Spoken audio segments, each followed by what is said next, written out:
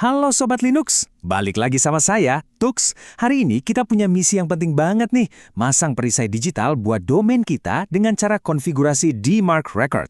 Yuk, langsung kita mulai. Seperti biasa, saya bakal ngebimbing Sobat Linux semua kita bedah bareng-bareng dunia sysadmin dengan cara yang simpel dan gampang dimengerti. Kelihatannya pertanyaannya simpel ya, tapi ini penting banget. Email spoofing dan phishing itu ancaman yang beneran ada di luar sana. Sebagai sysadmin, ini nih benteng pertahanan pertama kita. So, yuk kita pasang perisainya sekarang juga. Oke, ini dia roadmap kita hari ini. Kita bakal mulai dari konsep dasarnya dulu, terus kita lanjut ke konfigurasi, kita bedah tiap komponennya, verifikasi, dan terakhir kita bahas langkah selanjutnya. Yuk kita hajar langsung bagian pertama. Oke, section pertama. Apa sih DMRC itu? Sebelum kita ngetik-ngetik di terminal, penting banget buat kita ngerti dulu kenapa kita ngelakuin ini. Paham konsepnya itu kunci buat jadi sysadmin yang jago. Jadi gini, gampangnya, DMARC itu semacam aturan main yang kita taruh di DNS kita. Dia ini kerja bareng SPF sama DKM buat ngejawab satu pertanyaan penting. Email yang ngaku dari domain kita ini beneran asli atau palsu? Bayangin aja DMARC ini kayak satpam yang ngecek KTP setiap email yang mau masuk. Nah, slide ini nunjukin bedanya jelas banget. Tanpa DMRC, domain kita tuh kayak rumah yang nggak dikunci. Siapa aja bisa masuk, terus ngaku-ngaku jadi kita. Nah, kalau pakai DMRC, kita ngasih instruksi tegas ke semua server email di dunia. Kalau ada email mencurigakan dari domain saya, ini loh yang harus kamu lakukan. Oke, teorinya cukup ya.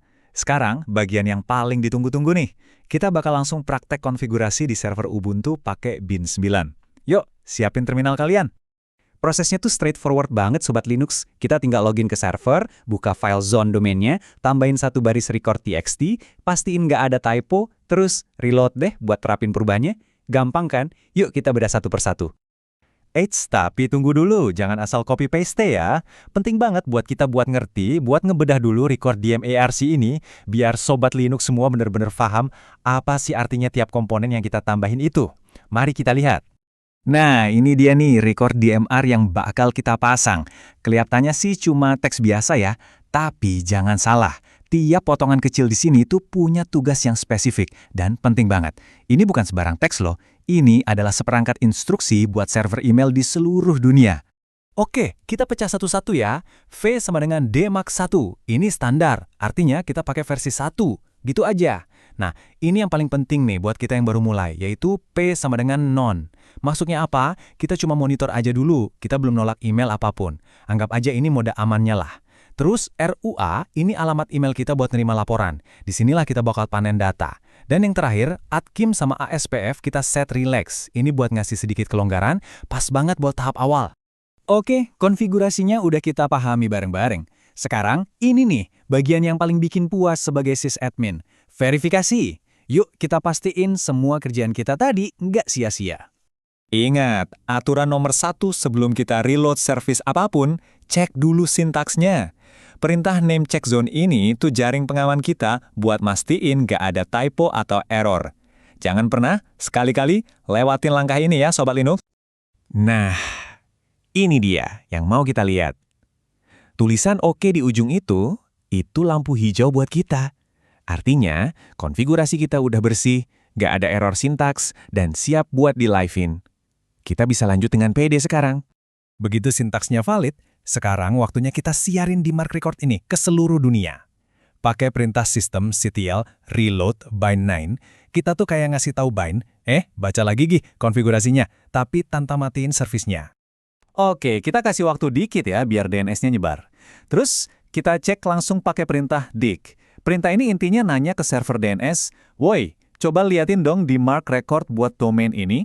Kalau misalnya hasilnya belum nongol gara-gara cache, tenang aja, tinggal tambahin opsi plus trace buat melacak langsung ke sumbernya. Dan inilah dia momen pembuktiannya.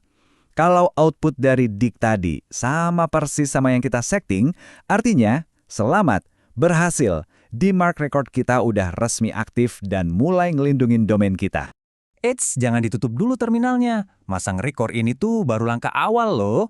Sekarang, yuk kita ngobrolin strategi jangka panjangnya. Karena perjalanan DMARC ini nggak berhenti sampai di sini doang. Ini pertanyaan yang strategis banget nih. Kita kan mulai pakai PUP Note buat ngumpulin data secara aman.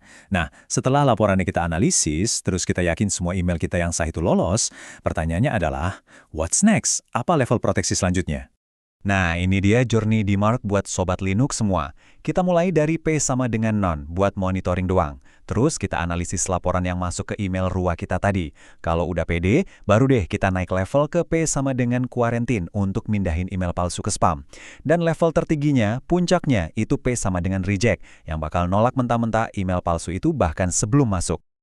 Oke Sobat Linux, itu tadi panduan lengkap dari A sampai Z soal masang DMARC. Kalau ada pertanyaan, langsung aja tulis di kolom komentar ya. Jangan lupa subscribe biar nggak ketinggalan update terbaru. Dan kalau kalian suka sama konten ini, klik tombol like-nya. Sampai ketemu lagi.